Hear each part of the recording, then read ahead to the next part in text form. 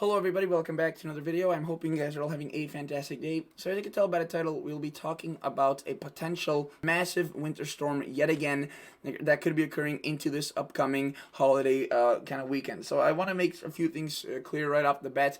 There's still a ton of uncertainty with the system, right? So, I've seen a lot of stuff, rumors online and whatnot, talking about the system. Whether or not this thing, turns into a coastal storm, inland rider, it's pretty much everything's possible at this point. So basically, naming individual cities, seeing how much snowfall you may get is a little bit foolish at this point. There are some trends in some areas that are more favorable than others, but there's still a ton of uncertainty with this. What's looking likely is that there will be some sort of a massive system, and obviously with it occurring right before Christmas, the impacts with this will be absolutely extraordinary. Again, it's still a few days away, so we still have a few days of calm. By the way, I do want to say something. I already recorded almost like a 35-minute video earlier, but I realized that I wasn't recording once I already finished. So I'm re-recording this whole thing, so that's why I'm a little bit more dead, and my voice may be a little bit more raspy as I get into this, and I may look a little bit tired, so I do apologize about that. But I'm not gonna let that stop me. I want to get this video out and start warning people because there's gonna be a lot to talk about. Again, right now we have very calm weather, nothing going on major. We do have the wrapping up of that system across the Northeast. I didn't record a video yesterday. I was pretty busy, so I do apologize about that. But it was mainly done just affecting the Northeast.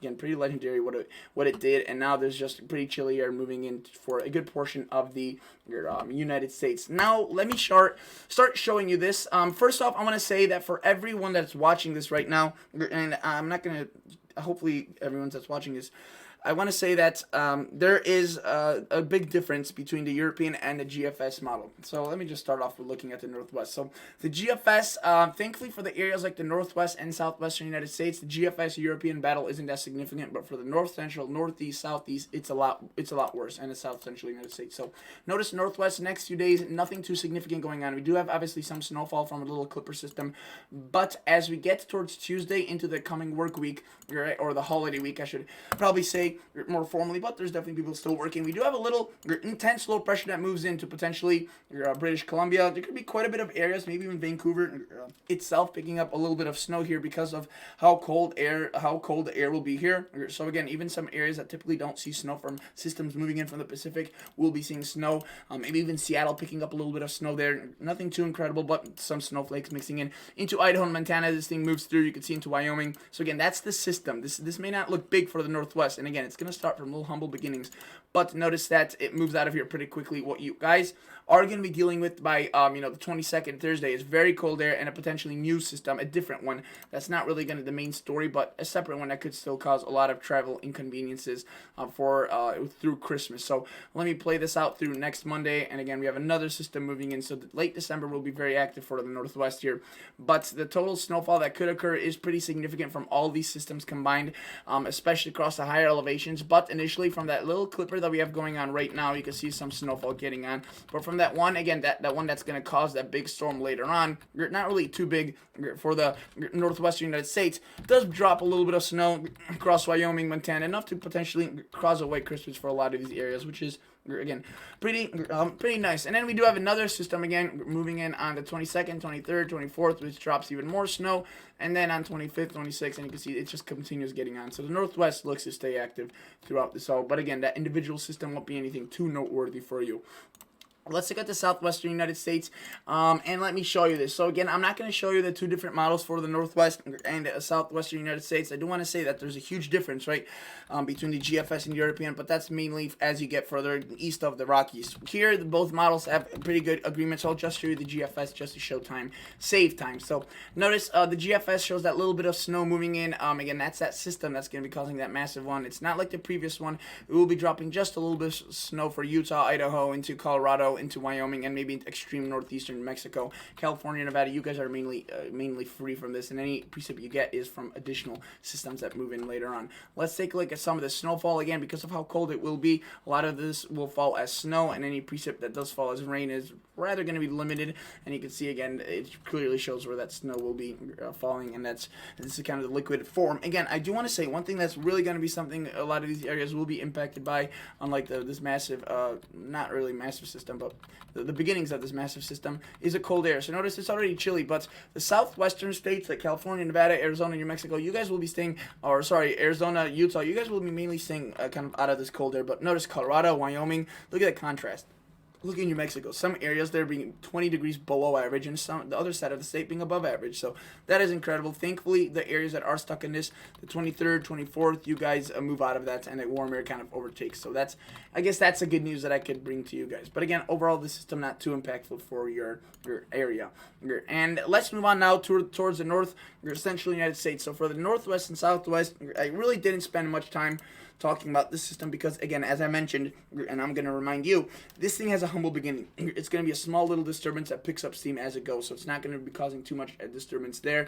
And, again, there wasn't too much disagreement between the models on how that unfolds there. And even if there is, it's not really significant enough. Here across the north central United States, it's a completely different story. Notice the GFS does show a little system, I do want to say, on Monday, Tuesday. This is separate from the big one, but that could cause a little bit of snow across Iowa, Minnesota, Wisconsin, UP, into Michigan. That's definitely something we have to watch for, though that doesn't, again, really cause much concerns compared to what's coming. Notice that by late Wednesday into Thursday, we start seeing that snow move in. Again, this could be pretty expansive as it won't really have any troubles moving in, and again, it won't be a rain snow mess for a lot of these areas. It will just be solid snow, especially for the north, but because of how cold and dry air it will be occurring, and it will be pretty limited, but still definitely some snow. And then notice that what the GFS does compared to what the European is that it brings a lot more snow for states like Kansas, Missouri, into Illinois, and you can see that eventually rides up. So again, the GFS a few days ago was showing a coastal system, while the European was showing something more like this, and now the GFS is trending towards the European. So that's why I do believe the European has a better, more accurate, potentially outcome, which I'll show you in just a bit. But you can see the GFS slam cities like Detroit, Indianapolis, Columbus, even into Kentucky, Tennessee. A lot of snow and extreme cold air. Assuming 10-to-1 liquid ratios, which again, this isn't really accurate because, well, let's just say a lot of this is going to be falling in much colder temperatures than what a normal 10-to-1 ratio would be applied at. So you can multiply these numbers across most areas by 2. So, you know, if this GFS scenario were to come true across Indianapolis, you would realistically not be seeing 6 to 7, but closer to 12 inches of snow. And you can see further south as well. And again, just to show you that cold air that's going to be occurring behind us, yeah, it's very, very cold. Look at that anomaly. I mean, 16 to 20 degrees Celsius below average. Looking at the European, I won't divide this into just the north central United States like I did on this website, because this one divides into 3 different regions. So I'll just show you the whole United States, but just focusing on the north central United States. Monday, you can see a little bit of that snowfall. Again, that little disturbance. So the European and GFS both show that. But again, main area of concern moves in a little bit ahead. So the European timing-wise is a little bit quicker than GFS. Brings in late Wednesday that snowfall. Thursday it begins, and then you can see it. The European basically doesn't bring this system as far south. So while it does bring snow into cities like Kansas City, maybe into Kansas itself, to much of Missouri there, it speeds off and doesn't bring snow into Arkansas, not much into Kentucky, not much into Tennessee, and into Michigan, Ohio, Indiana. You guys see a lot less out of this, and you can see it's mainly rain, and then potentially into a little bit of snow behind it. Actually, there could be still quite a bit across these areas, just not as much, and you can see it develops it into a absolute monster, a wind machine, and a cold air behind it as well. So both models show that cold air, but the European snowfall amounts are a bit different. And notice that if I apply the correct ratios, the European does show snow for Indiana, Ohio, just not as much as what the GFS would show. And again, you can see that I would lean with the European as it's been more consistent for the past few model runs. This is from 2 days ago, and you can see what it showed here was relatively consistent with what it's been showing now, and you can see right there on the 16th. So this is now around almost 2 days ago, since this was the midnight run. Again, you can see it's been pretty darn consistent. There's been obviously some differences, but less than what the GFS has changed us on. The GFS has been more jumping around. So I would favor the European now, but again, it looks as if both systems will provide a massive blast of cold air behind it and a massive system for the north central United States. Again, I'm not going to get into more details because I have other regions to cover, and it's still a little bit too far out to be given the precise details. Obviously, it's something to track, especially across the cities that could be seeing a massive snow event versus just a rain event that includes a lot of the south central United States. So let's start talking about this. I want to show you that a lot of this, again, the early part of the forecast here for the South Central United States is going to be relatively calm. Now, again, I've said this for every other region. If I'm assuming you skipped just to the South Central United States, you want to know that the GFS and European have a lot of disagreements on this system, and that's pretty pivotal for your area here, because the GFS shows a lot more snow than, say, the European, and I'm leaning with the European because the GFS has been less consistent, but it's a scenario that could still come true nonetheless. I do want to note that starting on even let's go back here. Starting on Monday to Tuesday, there's going to be a little bit of snow and a little bit of rain further south. This is something I want to note. Obviously, if you live across this area, Kansas City, you could pick up a little bit of snow on here, a little few inches. It's not the main system, but that's definitely something I want to address. Notice that the main system starts coming in on Wednesday, according to the GFS, late Wednesday into Thursday. That snow really sags down further south. Again, the European does not show this, but you can see Oklahoma, Kansas, Texas getting down that snowfall into Arkansas, Louisiana, Mississippi, and boom, it gets out of here. Very cold air left in its wake in terms of the total snowfall. Again, some of this could be a little bit higher because it will be falling in colder temperatures, and usually a 10-to-1 liquid ratio occurs in around 30 degrees, while this snow will be falling closer to 20 degrees, but still a significant snowfall event for these areas, given how far south this is at this time of the year. The GFS shows that. However, again, it's not all that simple, unfortunately. The European, if you were to take a look at it, focus on the South Central here. I'll just show you the whole nation view, though, because I can't really divide this map into regions as successfully on that website. Do note that what we do see is, again, states like Kansas, Iowa, Missouri, northern Missouri will see snow, according to the European, just not as much. And then further south, if you recall, Mississippi getting that snow right from the GFS, it doesn't show this here across the South, the European. And again, I favor this model. I know that may not be what some of you guys want to hear, but I favor it because it's been being more consistent. Again, that doesn't necessarily mean I'm right, though. And then notice that this system kind of gets out of here and just drops a lot of cold air. Really nothing too significant in terms of the total snowfall here for the South Central United States, or in terms of rainfall. So at least you won't be getting severe weather out of this, right? But again, it's kind of a big contrast between what the European and what the GFS shows. So we'll have to wait and see. For now, we have a big difference, a big contrast, and we'll just, again, unfortunately, have to wait and see. Let's look at the Northeastern United States, because this is another area that is extremely divided, fiercely divided by the model. So initially, a few days ago, the GFS was showing more of a coastal massive beast out of this upcoming system. Ever since then, it's been trending more and more inland. The European has been more consistent, showing more of a massive system further inland. And because the GFS has been slightly more and more adjusting towards what the European model is showing, I'm leaning with the European model, just from that standpoint alone. So is the National Weather Service, if you were to read their forecast discussions, but that could still definitely change, and a European model itself may be also obviously inaccurate to a certain degree and change itself. So do note the GFS obviously doesn't really show much activity. That system that we have going on wrapping up pretty quickly. There could be a little bit of snow across southern Canada, maybe on Tuesday and into Wednesday. Really nothing too significant. Cold air, so it won't be warm. It will be pretty cold. But then we see that surge of moisture. So again, this is the GFS scenario. Notice states like Michigan, you're all under snow. In New York, the coastal areas, even if a model like the GFS comes true, you're probably seeing rain. The coastal areas. It might start off with a little bit of snow across upstate New York, New Hampshire, maybe in several inches. But notice as a GFS explodes the system, snow is across Indiana, Ohio, a very cold air. That snow is falling in, so it's going to be underestimated by the GFS snowfall ratios here. But notice mainly rain for the Northeast, assuming a GFS on a run, and you can see that a little bit of snow on the backside for some of these areas is definitely possible. But if you were to take a look at the snowfall, it's mainly further inland.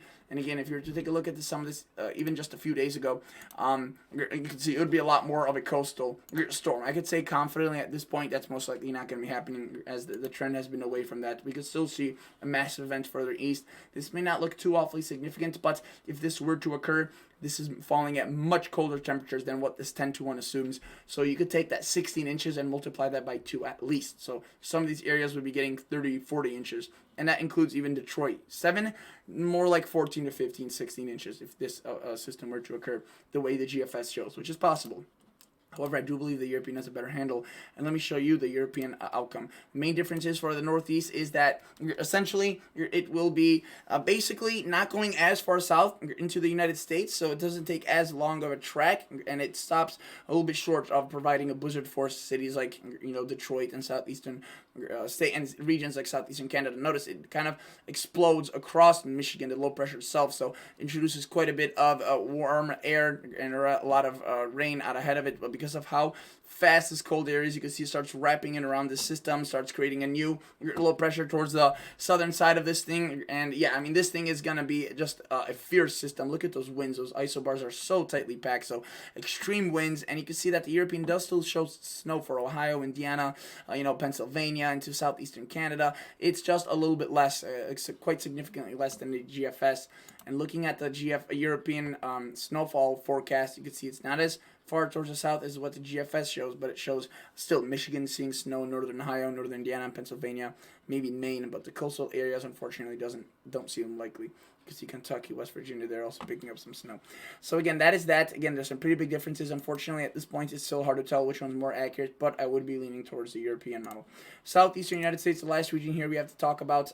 Again, another area that could be very, very different depending on which model run you look at, or which model. Again, I do favor the European over the GFS because the GFS has been less consistent than the European and has been slightly trending towards what the European has been showing for the past several days. If you live across this area, the next few days will be calm, though on Monday, Tuesday, there could be a little bit of rain, especially across Florida. There could be some strong rain or heavy rain, strong thunderstorms into Tuesday and early Wednesday. That moves out. We see cold air, obviously a little bit of rain initially, but notice especially towards the west here, across Arkansas, Texas, Louisiana, we see that snow with that GFS scenario pretty far down towards the south. Alabama, Birmingham seeing some snow, maybe even to Atlanta, Georgia, Kentucky, Tennessee getting in on that snow, and then into Virginia and West Virginia. So if the GFS scenario were to occur across these areas, you could see it would be a pretty healthy snowpack. Obviously, if you live across this white, I would say there's really no good chance for you seeing snow because I think even the GFS is probably extreming this a little bit further towards the south than it actually will be. That's kind of my opinion. Again, it's my opinion, so it may not be right. But if I have to take a look at the European for you, which I do believe has a slightly better handle on this system and its relative ensemble family, you can see that it does show, obviously, a system, a beast. It does show cold air, but notice the Mississippi area, right, Kentucky, Tennessee, the areas where there could be a lot of snow, it's just not as much. And forget about the areas that are coastal areas. You don't really see anything at all other than cold air behind the system. And if you were to take a look at the European model snowfall, you can see it's pretty much nothing for these areas. So that's definitely something noteworthy compared to the GFS. This is a completely different scenario. And then this is what the GFS shows, which is much further south.